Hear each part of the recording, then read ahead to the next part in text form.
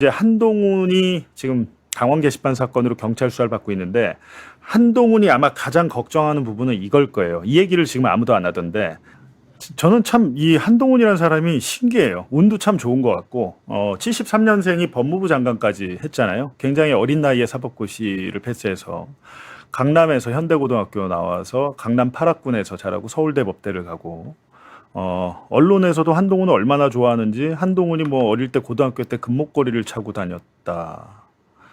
뭐 사운드 잘했다. 뭐 이런 식으로 예. 한동훈을 참 좋아하더라고요. 그래서 저는 이해는 안 됩니다만 하여간. 근데 그렇다고 인생이 그렇게 계속 운이 좋지는 않아요. 예. 언젠가 한번 제대로 자빠진 날이 옵니다. 저는 계속해서 이번에 또 국회의원 된 것도 진짜 미스터리 하잖아요. 저는 이번 지방선거 뭐 성공이냐 실패냐 의견이 많은데 그냥 딱 하나. 예, 한동훈 국회에 들어오게 한 거는 너무 큰 패착이었다. 그거 하나. 뭐 서울시장 지고 평택 이런 거 저는 그냥 뭐 저는 그럴 수 있다고 봅니다. 선거란 게 알 수 없으니까. 근데 한동훈을 국회로 들어오게 한 것은 이건 너무 큰 패착이고 두고두고 큰 후환이 될 수 있다. 예를 들면 추미애 장관하고 윤석열하고 검찰총장하고 싸울 때 당시에 문재인 대통령이 추미애를 안 자르고 윤석열을 잘랐다면 어떻게 됐을까라는 생각은 해보잖아요. 원래 윤석열은 검찰총장을 한 다음에 민주당의 대선 후보를 하려고 했었어요. 근데 추윤 갈등 이후에 민주당에서 윤석열을 세울 수가 없다 보니까 윤석열이 재다가 국민의힘에 가거든요. 근데 그런 일이 뭐 인간의 삶은 알 수가 없습니다만 이번에 한동훈이 국회에 들어옴으로 인해서 더군다나 면책특권을 갖게 됐잖아요. 한동훈에 대한 구속영장을 청구를 해도 법원이 발부를 해도 국회에서 체포동의를 받아야 됩니다. 예, 물론 체포동의가 되겠죠. 지금 민주당이 많으니까. 근데 한동훈에게 방탄 갑옷을 지금 입혀준 거나 마찬가지다. 그런 측면에서는 쉽지가 않은데 지금 매일매일 항상 이재명 욕해, 뭐 민주당 욕해, 뭐만 나오면 그냥 뭐 길 가다 넘어져도 이재명 탓을 하고 앉아 있는데 한동훈이 지금 제가 볼 때 용코로 걸렸어요. 왜 용코로 걸렸냐면 저는 예전부터 얘기했는데 이게 당원 게시판 이거 간단한 거 아니다라는 겁니다.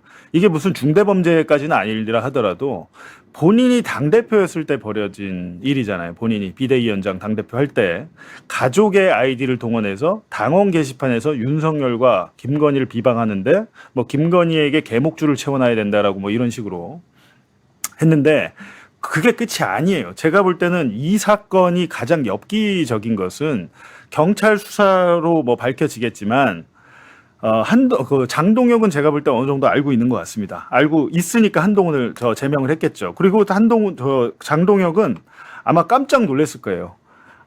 그때 제명만 하는 게 아니었는데, 예, 제명만 하는 게 아니었는데 경찰 수사도 그냥 하게 해줬어야 되는데. 그때 장동혁이가 이 압수수색을 막았죠. 막았어요. 그때 왜 경찰이 압수수색하러 왔다가 압수수색 못했어요. 막았는데 그때 그 압수수색을 하게 해줬어야 되는 데는 생각을 뼈저리게 했을 거예요. 왜? 한동훈이 당선됐으니까. 장동혁이 지금 계속 공격받고 있잖아요. 이거는 그러니까 장동혁 입장에서도 크게 실수한 거예요. 당시에 경찰이 압수수색하게 서버를 열어줬어야 되는데 그때 안 열어주고 한동훈이 와서 자기 계속 공격하니까 이제야 열어줬습니다. 최소 범위에서 협조를 했다라는 거죠. 이게 이제 서버 같은 건 어떻게 하냐면 전체를 다 복사할 수는 없으니까 당원 게시판과 관련된 데이터만 이제 체크를 해야 되잖아요. 해야 되는데 그렇게 최소 범위에서 했다는 것인데 그러면서 이제 장동영이 얘기하는 게 국민의힘이 얘기하는 게 당원 명부 압수수색은 아니다. 그러니까 당원 명부 유출될까봐 당연히 안 가져가죠. 경찰이 이거는 사건과 관계가 없으니까. 게시판과 명부 관리 업체는 별도다라면서 이제 그 당원들을 안심시키는 겁니다. 안심시키는 건데 그럼 경찰은 왜 이걸 왜 할까라고 보면 일단은 이 복당에 대해서 지금 안철수가 복당 절대 안 된다고 그랬잖아요. 예, 복당 안 된다고 했는데 안철수 입장에서는 한동훈 국민의힘 들어오면 끝이에요. 예, 끝이라서 당연히 그렇게 할 수밖에 없는데 안철수가 그래서 이제 장동혁과 손을 잡았죠. 근데 2024년 11월 당원 게시판 글 논란이 의혹이 있고 한동훈과 가족 명의 작성자를 고발이 됐고 이건 시민단체가 고발이 돼서 수사를 하고 있는 거고 제명이 됐고 친한계는 억울한 징계라고 반발을 하고 있고 반대파는 복당 운동권 586 운동권이 아니고 아주 이름을 잘 지었습니다. 예, 복당 운동권을 배제시키겠다. 한동훈 복당 안 된다라고 하는 건데 한동훈은 제가 볼 때 복당이 문제가 아니고 이게 제가 볼 때 어떻게 번질 수 있냐면 이건 제 이제 예측입니다. 예측인데 친한계에서 복당 막으려고 뭐 국민의힘에서 그 경찰 수사를 방관하고 있다라고 주장을 하는데 당연히 방관을 하죠. 걔들은 방관이 아니라 협조를 하고 있죠. 협조. 예, 협조. 이게 정확하죠. 협조를 하고 있고 압박용 수사다라고 하는데 압박용 수사가 아니고 시민단체 고발이 들어왔으니까 경찰이 확인하고 있는 거죠. 근데 한동훈이 여기에 대해서 뭐라고 하냐면 한동훈의 입장은 우리 가족이 쓰지 않은 것까지 우리가 쓴 걸로 덤태기를 씌웠다 장동혁이. 그리고 그 전에 얘기한 걸 보면 뭐 칼럼이나 기사 같은 거를 링크를 갖다가 올리고 소개했을 뿐이다라고 주장을 하는데 뭐 예를 들면 김건희에게 개목줄 채워야 된다 이런 것들은 가족들이 쓴 게 아니라는 주장이잖아요. 공정한 수사로 가족글처럼 발표한 조작이 오히려 장동영 니네가 윤리위원회나 니네가 조작해서 나 징계한 게 드러날 것이다라고 큰 소리를 치고 있는데 이거는 그냥 하는 얘기고 제가 볼 때는 이게 가장 중요합니다. 이번 경찰 수사의 핵심은 IP 주소예요. IP 주소가 뭡니까? 그 글을 어디서 썼는지 아는 거잖아요. 이게 가장 중요해요. 가족의 아이디로 글이 올라갔다 뿐이지 5명이잖아요. 뭐 장인 장모, 뭐 아들, 딸 뭐 해가지고 부인까지 해서. 근데 이거를 어디서 썼냐가 중요한 겁니다. 만약에 가족의 아이디를 그 가족이 장모님이 아니면 장인어른 집에서 안 썼어. 아이디는 장인어른인데 접속 위치가 만약에 여의도야. IP를 확인해 봤더니 그리고 일각에서는 이 얘기는 계속 있었습니다. 의원회관 내부에서 이 아이디로 작성됐다는 이야기는 이 사건 처음에 벌어졌을 때부터 기자들 사이에서는 공공연하게 계속 나왔던 얘기입니다. 그렇다면 이게 어떻게 됩니까? 이 얘기는 뭐냐면 가족의 아이디일 뿐 실제로는 한동훈 혹은 제3자가 작성했을 가능성이 있다라는 겁니다. 지금 경찰이 확인하려고 한 건 이거예요. 수사 과정에서 당연히 이 여부를 따져볼 것인데 이렇게 되면 뭐 어떻게 됩니까? 단순하게 가족이 한동훈을 위해서 윤석열 김건희한테 당하니까 너무 억울해가지고 올렸다. 여태까지 버전은 그거였는데 그게 아니죠. 그게 아니고 그때부터는 조직이 있었고 그러니까 소위 말해서 게시판 글을 조작하는 아니면 특정 여론을 형성하기 위한 글을 쓰는 집단이 있었고 그것이 한동훈 가족의 아이디라면 그 제공자는 그 가족이 그 집단과 모른다면 한동훈이 제공한 게 되잖아요. 이게 뭐 공작단이 되는 겁니다. 게시글 공작단. 제가 볼 때는 이게 가장 중요하다라는 겁니다. 그래가지고 사실은 이거에 대해서 그럼 장동혁은 모를까? 라는 생각도 들거든요. 자기들은 자기들 서버 좀 해봤을 거 아닙니까? 그래서 따라서 게시글에 어디서 작성이 됐냐가 이번 수사의 핵심이다라는 겁니다. 예. 이거는 제가 볼 때 수사가 오래 걸리지 않아요. 예, 다음 달 안에 끝납니다. 그래서 이 수사는 그냥 하면. 물론 이걸 한 다음에 압수를 하잖아요. 그럼 압수수색물을 디지털 포렌식해서 잘 정리해서 수사 보고서를 만들어요. 수사 보고서. 그 압수물에 대한 수사 보고서를 만들고 그 수사 보고서를 토대로 피의자들 그리고 참고인들을 불러서 조사를 합니다. 그러면 조서를 적죠. 경찰이. 그렇게 하고 아마 이 사건은 워낙 좀 우리 한동훈 님이 워낙 큰 인물이니까 경찰에서 기자회견, 수사 결과 발표 기자회견을 좀 했으면 좋겠다라는 겁니다. 만약에 이제 이게 아니고 한동훈 본인의 주장처럼 정말 우리 가족이 덤태기 쓴 거다. 가족들이 그냥 뭐 언론 기사 좀 올렸을 뿐인데 쓰지 않은 글까지 장동혁이가 나 징계하려고 억울하게 누명을 쓰고 내가 제명을 냈다. 그렇게 한동훈 주장처럼 그렇게 되면 복당이 가능하겠죠. 경찰 수사로 된다면. 근데 그 전에도 가족이 그런 것들을 써서 여론을 형성한 것 자체가 부적절하지만 어찌됐든. 근데 제가 볼 때 그렇게 끝나지 않는다는 겁니다. 단순하게 그런 사건이 아닌 것 같고 제가 더 알고 있고 들은 얘기가 많지만 정확하게 취재로 확인되지 않은 상황에서 그 얘기를 드릴 수는 없고 하여간에 이 사건에 대해서 조금 아는 기자들 얘기는 IP 주소가 관건이 될 것이고 그 IP 주소 중에는 의원회관, 국회의원 회관도 있다라는 겁니다. 그렇게 되면 이건 단순한 사건이 아니게 돼요. 댓글 공작단, 게시글 공작단이 되고 거기에 만약 한동훈이 관계가 있다면 그거는 제가 볼 때 정치 생명이 끝나죠.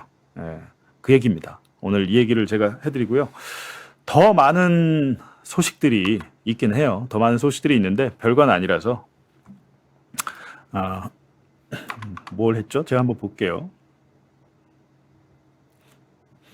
그래서 국민의힘 분열에 4대 뇌관이 있다. 뭐 중앙일보 기사인데 장동혁의 리더십과 연임 논란, 그리고 한동훈의 복당과 친한계의 징계 충돌, 그리고 당협위원장들을 말 안 듣는 당협위원장들을 장동혁이 지금 다 갈아치우려고 하고 있습니다.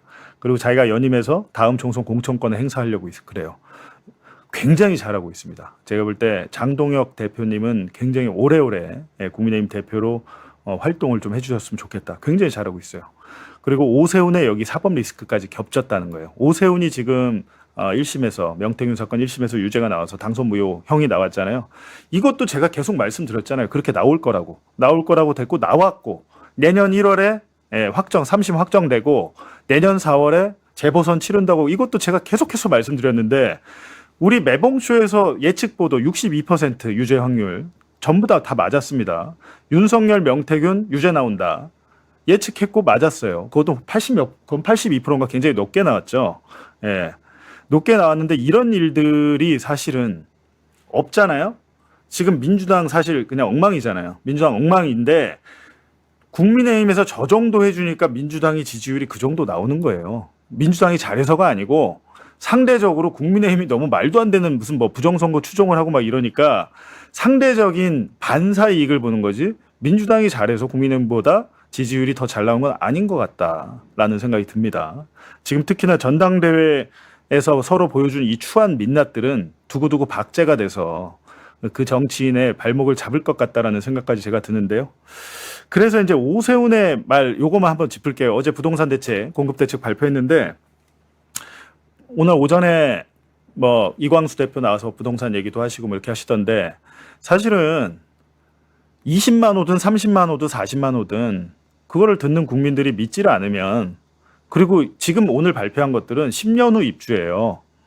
10년 후에 3년 안에 착공이고 빨라야 6, 7년 한 7년 후에 입주가 될 것 같습니다.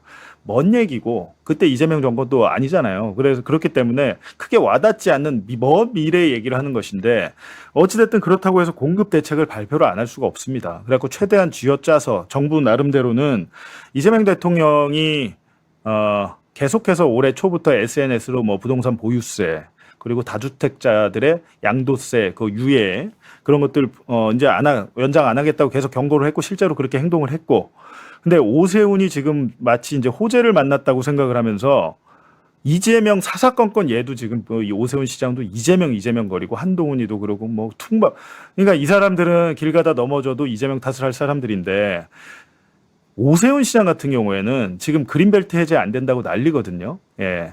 미래 자산이라 그린벨트 야 녹지축 뭐 이런 얘기 하면서 근데 이 사람이 MB 정부 때 그래갖고 이 사람이 원래 이런 환경론자였나라는 생각이 들잖아요. 근데 MB 정부 때